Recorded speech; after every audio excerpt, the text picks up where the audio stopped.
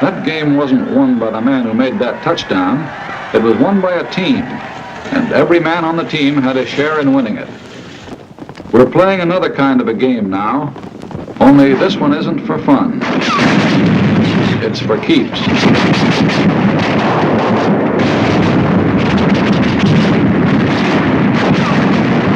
And this game won't be won by any single player either. It'll be won by a team called the United Nations. The ball will be carried by the men in the backfield. The tough little guy from China, Big Joe, Russia, John, Britain, and a guy called Yank, the 4 greatest backs in the world. So let's take a look at the men who carry the ball with us. Who are they? How do they live? What makes them tick? Let's start with the one that's toughest to understand, the one we know just enough about to confuse us, John Britton. Here's where he lives. A little island no larger than the state of Idaho. 500,000 people live in Idaho. The Natchez and the Dept scream about Lebensraum, living space. But there are more people on a square mile of Britain than a square mile of Germany or Italy or Japan. More congestion than practically any place on earth except the New York subway or a sardine can. And that's a clue that explains a lot about John Britton. We build front porches on our houses because we didn't want to miss the chance to see our neighbors. But John Britton hides himself in a little box and plants a hedge around that to make sure he doesn't. Living that close to neighbors, privacy is part of the pursuit of happiness. And in the sardine can called Britton, they learn to get on with their neighbors. They have to. He's too damn close. That's why they have so little crime in Britain. Believe it or not, even in wartime, the British cop does not carry a gun, nor does the professional crook. And in 1926, when the world heard of this stoppage of work in Britain, that industry, transportation, the whole life of the country had been paralyzed by a general strike, it was still more surprised next day to learn that the strikers were playing football with the cops. You can only understand that if you live in a sardine can. The second clue to this guy on our team. No part of Britain is more than 100 miles from the sea. Every day for hundreds of years, years of peace and years of war, John Britton has seen ships sail from his island to the 7 seas. That means that whenever John Britton wants to bust out of his sardine can, it's the sea that gets him. He's been busting out for hundreds of years, and that led to Australia, South Africa, New Zealand, Canada, and for that matter, the United States of America. How did John Britton get on our team? Remember 1938? The Yankees won the pennant. Wrong way, Corrigan. The last trains ran on the 6th Avenue L. Well, John Britton got excited about the same sort of things. The bet he had on the Derby, or, as he would say, the Derby. His job. His kids. Getting his exercise on his day off. Preston North End taking the football cup.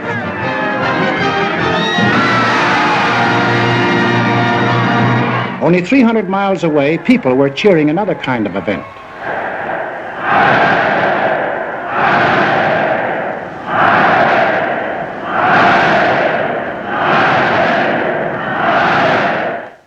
And in London and every other British city and town, they read about what was going on in Europe, and they got sore about it.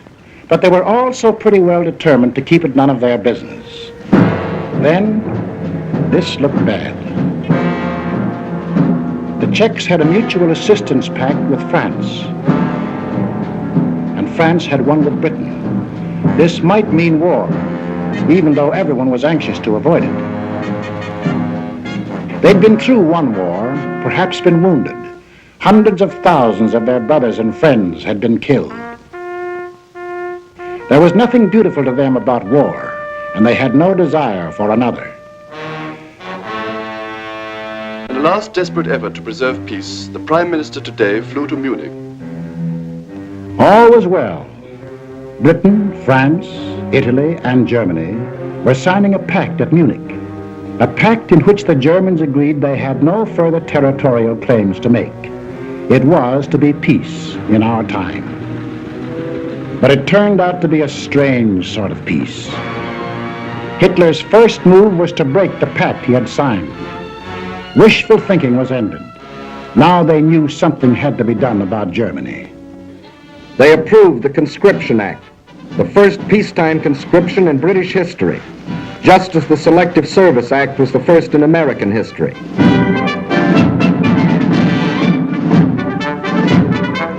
The British had put their cards on the table. They had, in effect, said to Hitler, "That's enough. If you go into Poland, we'll fight." Hitler smiled.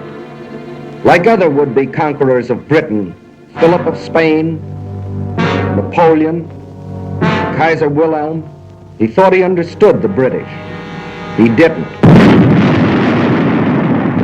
The sleeping lion began to wake up. He was a pretty drowsy lion for the first 6 months of the war. He snapped and growled.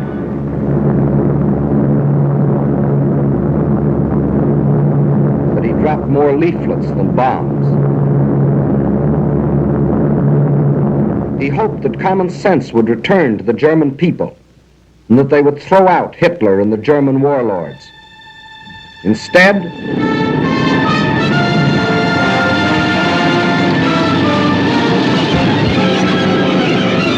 at dawn this morning, the German armies, without warning, invaded the neutral countries of Luxembourg, Holland, and Belgium.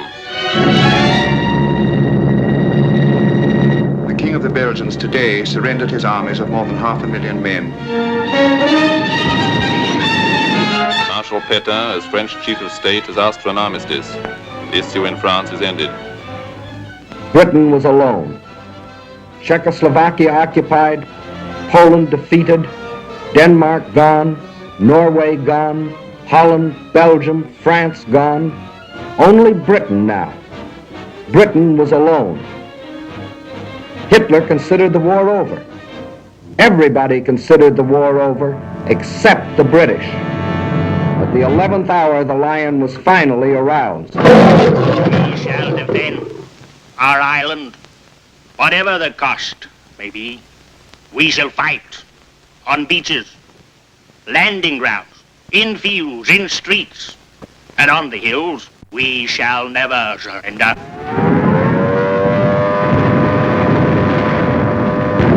For a year, they took everything that the Nazis could throw at them.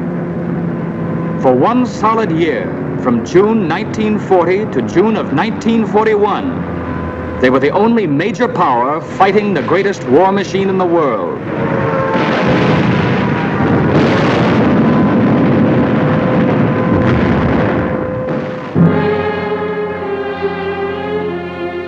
They took body blow after body blow, solid punches before they even had their guard up. All they did was take it on the chin and hang on to the ropes. They never went down.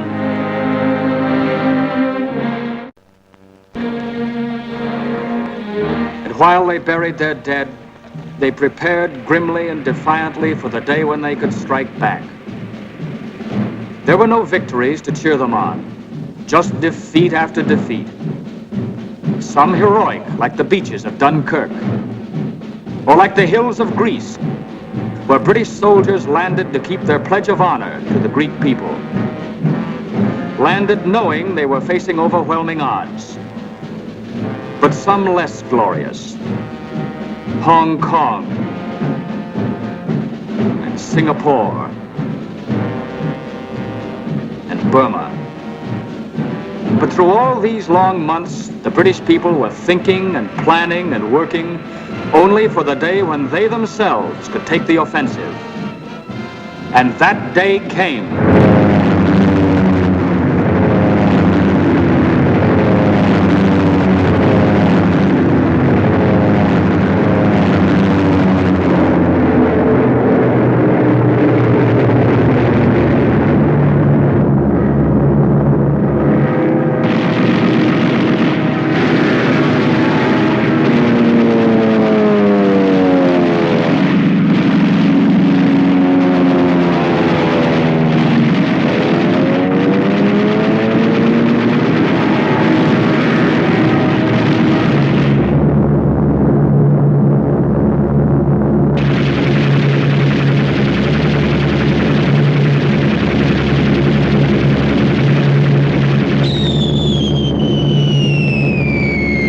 was the British that made the Germans realize that war could be brought to German soil, too.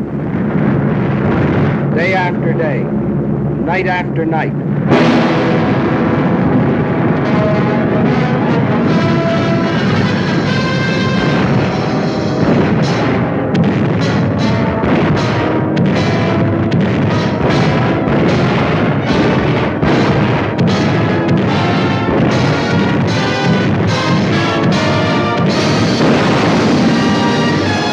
The offensive continues in greater and greater strength. That's in the air. And on the ground, 1,500 miles away in North Africa.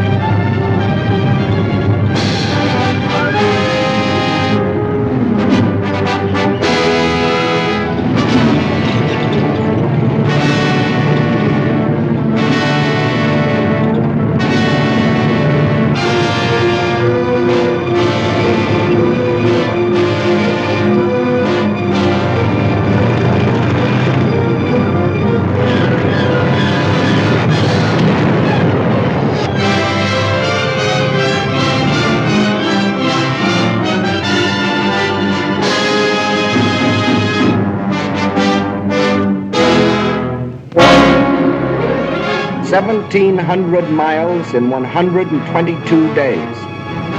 1,700 miles of sand and wind and enemies. Once more, the people of Britain heard their church bells ring.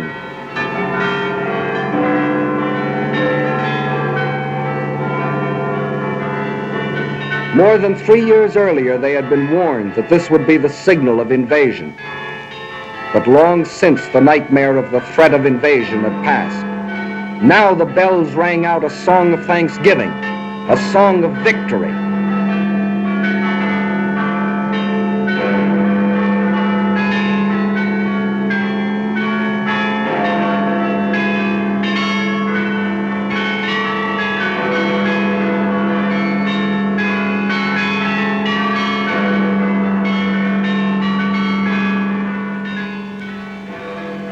Now there's the plain and simple truth about Britain. But the fellow that calls the signals on the Axis team knows his only chance of winning is to split our team up. So his team plays a game at which they've had a lot of practice. A game which has conquered half a dozen countries for them. A game called divide and conquer. Men like these tell the British we aren't taking the war seriously. They tell the Russians we are letting them down. They tell the British the Russians will sell them out. And they tell us... It is manifestly ridiculous for the warmonger Roosevelt to tell the American people that they have anything in common with the British.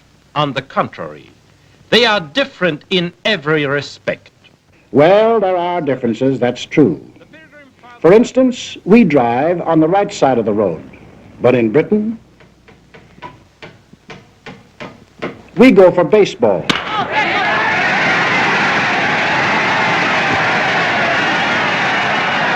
They have a little number called cricket.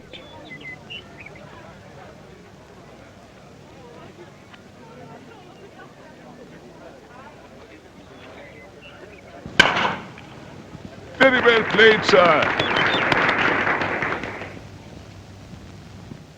And anyone who ever drank coffee over there knows why there'll always be an England. Is your coffee all right, sir?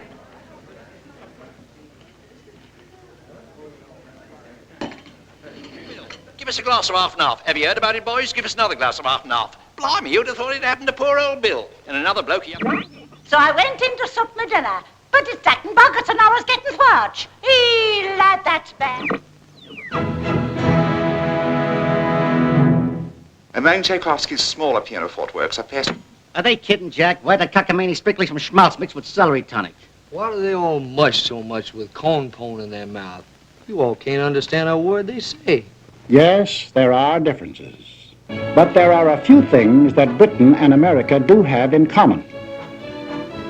And these are the important things of life. A little thing called a free representative government. We call it Congress. They call it Parliament. A little thing called freedom of speech. In the next war, you've not got to go to it. They'll bring the war to you. And the thing is, if you take a tip from me, go and live at the Dorchester, because the trenches are just outside. This meeting is called under the auspices of the American Workers' Party, an organization dedicated to the organizing of the working class of America. Freedom of the press. Freedom of religion. They may not be important to Hitler, but all these things are the common heritage of John Q. Public and John Britton. 700 years ago, their ancestors fought for the Magna Carta. No one will we deny or delay right or justice. 300 years ago, the Petition of Right. No man shall be compelled to yield any tax without act of Parliament. These principles came to our own country with the earliest settlers, and from them developed. Congress shall make no laws respecting an establishment of religion, or prohibiting the free exercise thereof, or abridging the freedom of speech, or of the press, or the right of the people peaceably to assemble. We may make gags about each other's accents, but we speak the same language of freedom. Even during the American Revolution, when we were at each other's throats, the Earl of Chatham was free to say about us to the British Parliament, "You cannot but respect their cause and wish to make it your own." And that is why in the heart of London, alongside his great naval hero, Nelson, John Britton has put George Washington.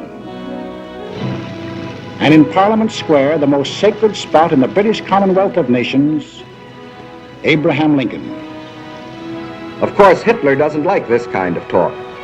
His job is to sell the British that we are a nation of money grubbers and gangsters. While in the next studio, he is selling us the idea that the British are gutless and dopes. That John Q. Public and John Britton are entirely different. All right, Hitler, where are these miners? Wales or West Virginia? These farmers, Dept or Wisconsin? These stickers, Sheffield or Pittsburgh? These children, American or British, they live in lands which share the same hopes, the same ideals, and unlike the poor children of Germany, in lands where the truth is free.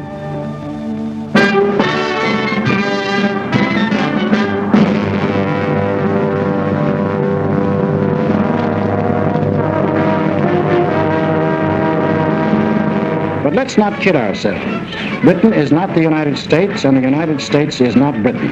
For instance, we don't go in for this kind of thing. They do. But there's no mystery about that. Remember our grandmother's house? It was old-fashioned, out of date, patched and altered to suit each new generation, and filled with family relics even grandmother couldn't explain. Well, John Britton has been living in his house for a long time. And that's why to us, who live in a modern house that we built ourselves to suit ourselves, John Britton seems slow-moving and cluttered up with ancient traditions. Kings, for instance. The present king rode to his coronation in the same coach, to the same church, for the same ceremony as his ancestors did. But the job he took on is very different from theirs. There have been some changes made. For the British king can no longer make laws or impose taxes or interfere with government. He and his family work as hard as any other citizen, doing the job that the people expect of them. Today, the king is the servant of the people and not its ruler. When an American is arrested and brought to trial, the bailiff calls his case The People versus John Doe. But if such a case were called in Britain, it would be the King versus John Doe. It means the same thing. Today, the British King is the symbol of the people. The British are great fans of the fellow in Buckingham Palace, but when they sing God Save the King, they're not worrying about his health. They mean God bless the British people. And the dukes and the earls? But in 1911, the people took away the last remaining power of the lords to block the action of the people's representatives. Dukes and earls don't run the country anymore. Today, there are only two people who do that. John Britton and his wife. They go to the polls, just as Mr. and Mrs. John Q. Public do here, and elect their representatives to the House of Commons. And there they fix the taxes and make the laws. And if John wanted to get rid of the lords, his representatives in Commons can at any time vote them out of existence. But John doesn't want to get rid of them. So he confuses us by keeping dukes and lords in a country where unions have long been accepted as an essential part of the democratic system, where the Labour Party, controlled by the unions, is one of the two great political parties, where longshoremen and railroad engineers have been ministers of the Crown, and where for 30 years he has had a system of social security even more extensive than our own. So when you read about Lord Louis Mountbatten or Lord Beaverbrook, former head of aircraft production, don't think they got their jobs because of their titles. They got them because they were the best men for the jobs. Just as Ernest Bevan, formerly a labor leader and now a member of the War Cabinet, Herbert Morrison, who started life as an errand boy and is now Minister of Home Security, got their important jobs because they were the best men for them. With the things on the surface, the unimportant things, their John Britton and our John Q. Public differ. But the important part of their lives, they run the same way. The democratic way. The free way. But this gentleman never bothered about the truth. And when John Britton started carrying the war to Germany, he tried a new line. The warmonger Churchill only wages this war against the German people to save the British Empire. All right, let's take a look at that one. Here's the British Empire. And here's where the Germans were headed when Britain declared war. Does that look like trying to save the empire? Tackling Germany when it was headed into Poland and toward Russia? The one direction in which there were no British possessions? After Poland fell, Hitler hinted at peace with the British. This was the perfect chance to save the empire. But it wasn't saving the empire that the British were thinking about. The position of His Majesty's government in respect of any peace offer by Hitler. We are not, in any circumstances, prepared to negotiate with him at any time on any subject. And after Britain had been on the losing end, month after month, it had another chance to save the empire. Even now, Hitler thought John Britton would make a deal. We heard the British answer. What kind of a people do they think we are? Is it possible they do not realize that we shall never cease to persevere against them until they have been taught a lesson which they and the world will never forget?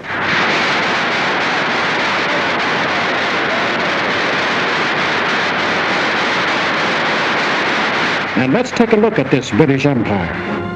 The freedom we fought for in 1776, Britain has since freely given to Canada, Australia, New Zealand, South Africa. These are independent nations with their own parliaments, their own laws, even their own money systems, their own tariffs, which often work to Britain's disadvantage, their own armies and navies. Britain couldn't even take them into war if she wanted to. That's a problem they settled for themselves. Each one of the British Commonwealth of Nations declared war on Germany of its own free will. Of course, no one ever talks about the British Empire today without mentioning India.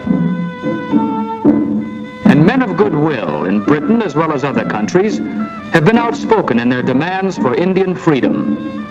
For no man who believes in democracy can support foreign rule of any people. But there are things that many of us do not know about India. For instance, that India pays no taxes to Britain, either directly or indirectly. That the Indians fix their own tariff laws, frequently to Britain's disadvantage. That of the Viceroy's Executive Council, 11 of the 15 members are Indians. And in the courts, 10 of every 11 judges. Furthermore, that no Indian is ever conscripted for service in the Army and Navy. It was voluntary enlistment that raised the Indian Army from 170,000 at the outbreak of war to 1.25 million today.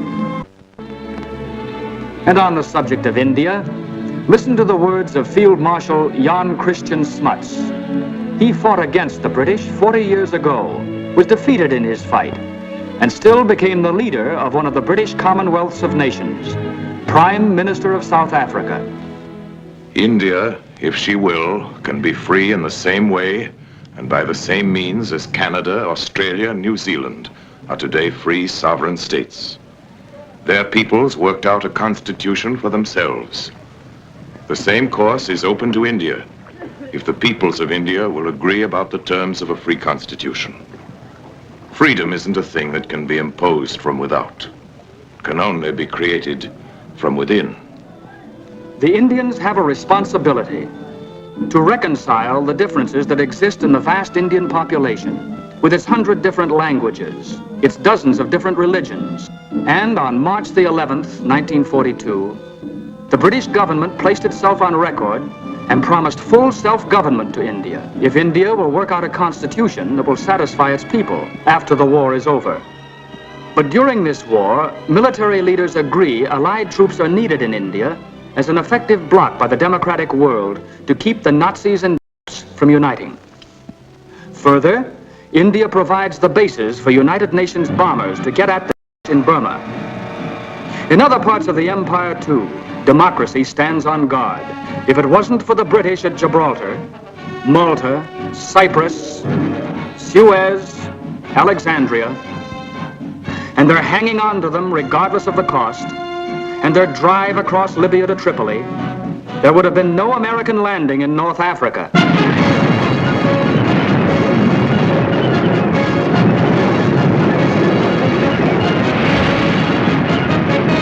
There's another tune the Nazis play about the British Empire. The British are sitting back, letting others fight the war for them. Ooh, we know that tune very well. Britain will fight to the last Australian or Canadian or New Zealander. The truth that thousands of Canadians and Australians and New Zealanders have gallantly fought and gallantly died in Crete, in Greece, in Libya. But there's something the Nazi mouthpiece leaves out, something pretty important. Out of every 10 inhabitants of the British Empire, 1 comes from Britain. But of the casualties suffered so far in this war, 7 out of 10 were born and raised in Britain. 1 of 10 in population, 7 of 10 in casualties. And in the air, of the planes flying with the RAF in Britain, 2 out of 3 are manned by crews from the island. And of the planes on the overseas fronts, the Western Desert in Africa and the rest, 4 out of 5 are manned by boys from Britain. And then there's a little thing called the British Navy. From 1588, when it licked the Spanish Armada, to 1940, when we got moving on a 2-ocean navy, the greatest battle fleet in the world. That, too, is manned almost entirely by men of Britain, the little island in the Atlantic, an island of seafarers. And the British Merchant Navy, still the greatest merchant navy in the world, in spite of all that Hitler can do. Men from every British town and village in the stokeholds of 10,000 ships, on ice-coated decks, in grimy engine rooms, men who have been torpedoed twice, 3 times.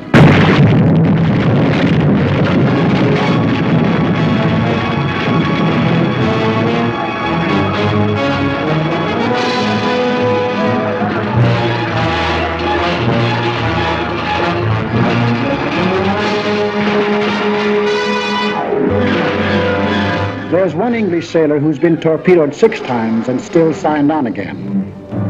But we never hear about these things because of a curious character whose ways will never be completely understandable to an American. John Britton himself.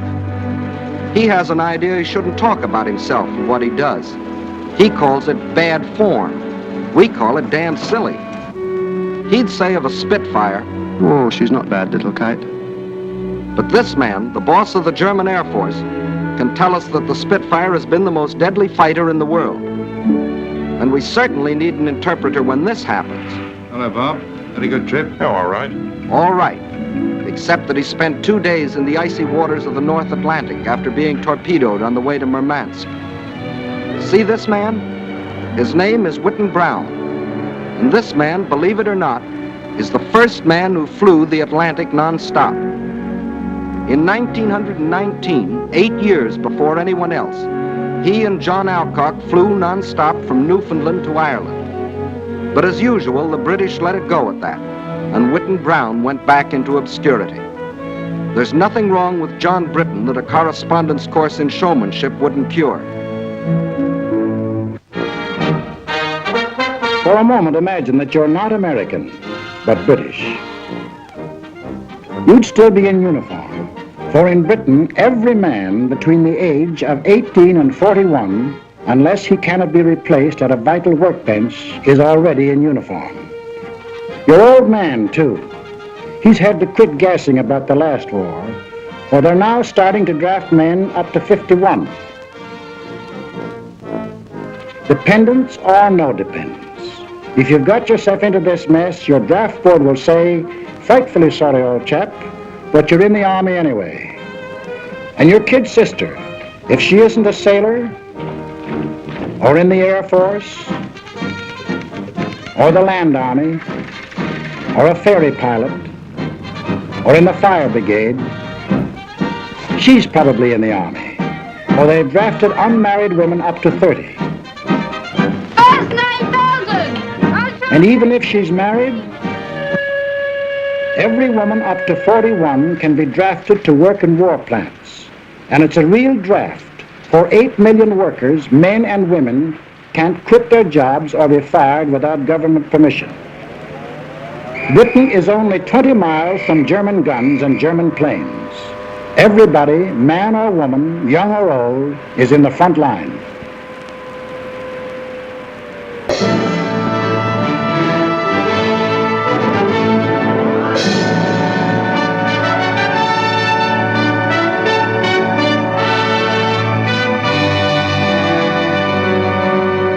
Maybe this isn't your idea of Britain.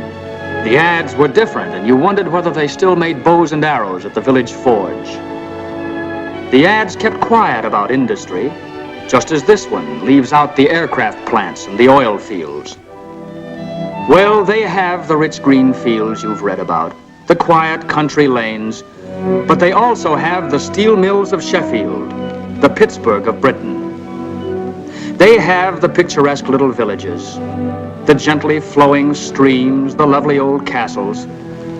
But they also have the shipyards of the River Clyde, not as modern as Henry Kaiser's, but still one of the greatest in the world. They have the old cathedrals, deathless reminders of a rich tradition.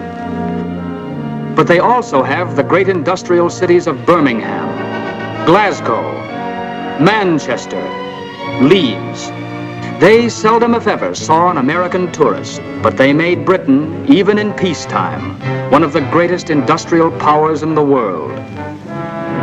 And in wartime, even as late as July 1942, this little island, no larger than the state of Idaho, was making more war goods than we were.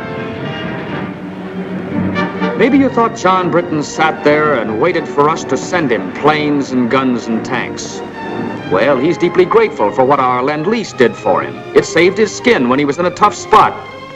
But today, Lend-Lease works in more ways than one. For today, John Britton himself furnishes planes and guns and tanks through the same Lend-Lease. To us, to Russia, and his other allies all over the world. In Britain alone, our forces have received, free from the British, 1.5 million tons of food, clothing, and munitions, and 2.5 million tons of other materials. There's another thing you ought to know about Britain. If your unit gets sent there, you probably won't be invited out for supper or for a drink. That's not because the British don't want to entertain you. They haven't anything to entertain you with. Britain is mobilized for war, total war, and that means an end to civilian supplies. If you were a Britisher, you wouldn't expect your girl to use lipstick. There isn't any, except what we bring over as bait. She wouldn't be smartly dressed, for clothes are rationed, severely rationed. It's very unlikely she wears stockings, for if she bought a pair of stockings a month, that would be all the clothes of any kind she could buy. That's some rationing. We think our gas rationing is tough, but John Britton gets no gas at all. He goes to a pub to buy a bottle of whiskey. The pub keeper laughs in his face. Grain is needed for industrial alcohol. Industrial alcohol is needed for munitions.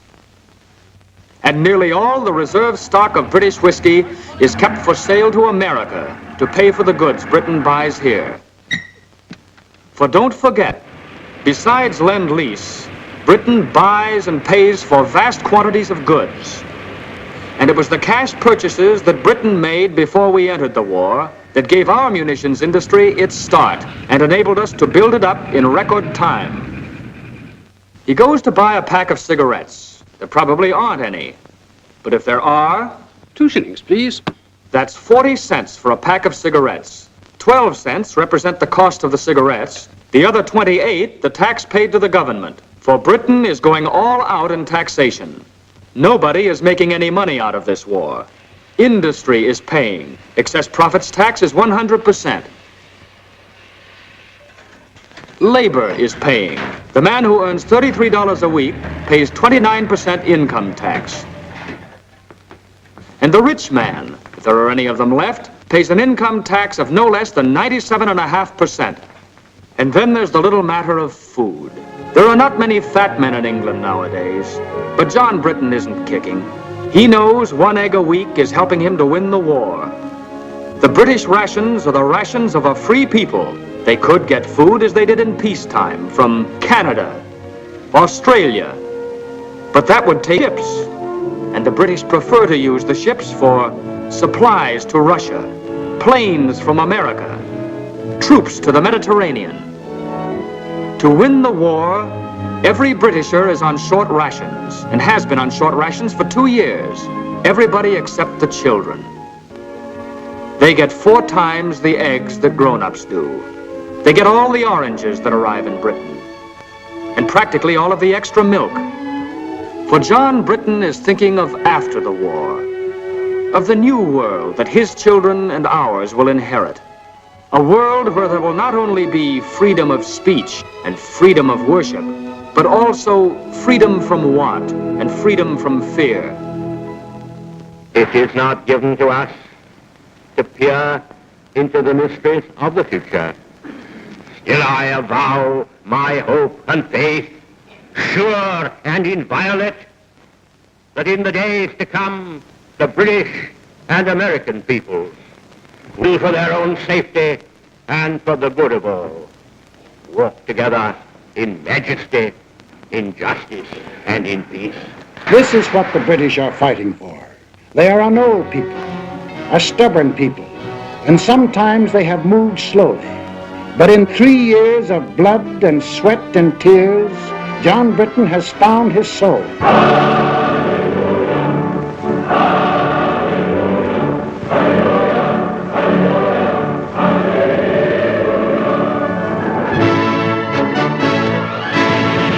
Now he is tough. Now he is determined, and now he knows where he is marching, to victory and to a new world. He's a good man to have on our team.